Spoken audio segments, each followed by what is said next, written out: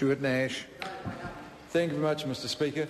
I suppose over the next 4.5 hours, what we'll hear in the House is how good this legislation has been, and what a good job, what a magnificent job our Christchurch MPs have done, but also what an important piece of legislation it is. And it's, in a way, I suppose it's groundbreaking legislation, certainly in the tax perspective, because we had the, thank you very much, in tax legislation, it took about 2 seconds, because this has, as far as I know, Mr. Speaker, and I did mention this before, I know we can't refer to someone not being here, but during committee stage maybe the Minister will be able to let us know if in fact this is the first piece of tax legislation that's been brought in for this sort of event. I suspect it is, because as the last speaker alluded to, this is in fact the first national disaster we've actually had in the country's history.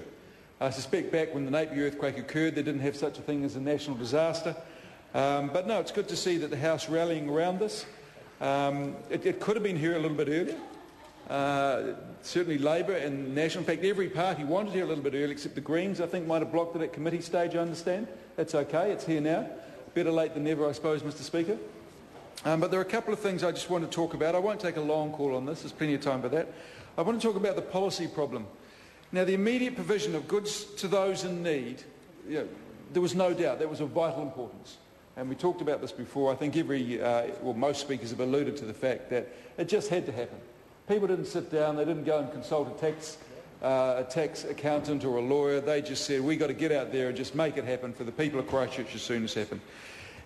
But what the problem we have is that the existing laws don't actually support that sort of behaviour. They don't encourage a donation or supply of goods for less than market value, but let's say donation, to assist people in the earthquake, in the Christchurch earthquake, or that have been affected by the Christchurch earthquake. In fact, existing laws are designed to deal with manipulation by business, not with the goodwill of business. And I suppose this is one of the great things to come out of the Christchurch earthquake, and again, many speakers have talked about this, that people got together, they rallied together, and they actually, in a way, it certainly brought a city together, but it brought a nation together in a way for a small time. But as a result of the existing law dealing with sort of the bad side, manipulation, they don't adequately deal with the donation of trading stock, and particularly in circumstances such as the Christchurch earthquake. And I suppose it's an unintended policy outcome simply due to the fact that when tax legislation was designed, it just simply didn't contemplate the fact that people would be giving away stock to victims of such an extreme national disaster. So I suppose that's part of the policy problem, Mr. Speaker. And as mentioned, currently under the law that exists at this point in time, goods donated to victims of the Christchurch earthquake are not eligible for donations, tax credit or the company donation deduction. And the effect of the section that governs this, the Income Tax Act, is that people donating in response to the Christchurch earthquake will have to file a tax return for income tax purposes for the full market value of that trading stock.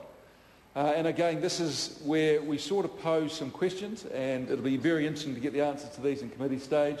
And the sort of questions that this brings up is, will these businesses have to put in a tax return or any form of return that deals with the stock that's been given away? How will they have to account for it, I suppose? And the provision for the gift of trading stock or for selling it down at less than the market value would constitute a gift under the State Gift Duties Act. And even though we're getting rid of gift duty probably before the election, I suspect, but under this Act, during this time, you're still eligible for tax duty, gift duty. And this is what we were talking about before. There's just not the time to go and consult a tax accountant. There's just not the time to get your affairs in order. And at what point, I don't know, at what point did a businessman or woman suddenly go, oh, hell's teeth, what am I going to do about this? But it did happen. At some point it did happen. And what happened is the IRD received a number of calls about this. And so in a way this is cutting out a whole lot of red tape, because if the IRD had insisted, no, you must account for every single bean, then there would have been problems, because I suspect that a lot of the businesses actually had no idea. And I understand that a lot of businesses have actually lost a lot of their records, Mr. Speaker. So to go back and stock take would have been close to impossible. So in fact there is no realistic way to deal with this, and that's a question we will ask, we'll pose during committee time. But this is a very good piece of legislation, Mr Speaker, because it deals with an extreme event in a way that I think the vast majority of businesses would like it dealt with, and I think every New Zealander would expect it to be dealt with. So we're absolutely supporting this and commend to the House. Thank you. Chris Ockenvold. Thank you, Mr.